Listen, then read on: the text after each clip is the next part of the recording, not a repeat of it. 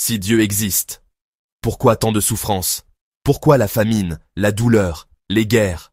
Beaucoup se posent cette question. La vérité, le problème, ce n'est pas Dieu. Le vrai problème, c'est le manque d'hommes et de femmes de foi. Dieu veut agir, mais il cherche des instruments.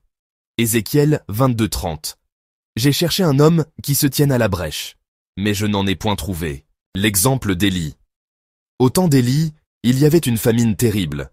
Mais Dieu a trouvé un homme de foi, un homme de prière, et par sa prière, la pluie est revenue sur le pays. Jacques 5, 17, 18. Élie pria, et le ciel donna de la pluie. Dieu veut encore guérir nos nations, il veut mettre fin à la souffrance, à la sécheresse, à la famine. Mais il attend des hommes et des femmes qui croient en son Fils Jésus-Christ, et prient. 2 Chroniques 7, 14. Si mon peuple s'humilie et prie, je guérirai son pays. Notre responsabilité. Alors, ne dis plus, si Dieu existait, il n'y aurait pas de famine. Mais dis plutôt, si nous avions la foi en Jésus-Christ, Dieu agirait à travers nous. Matthieu 17, 20. Si vous aviez de la foi comme un grain de sénévé, rien ne vous serait impossible. Dieu cherche aujourd'hui encore des Élis modernes.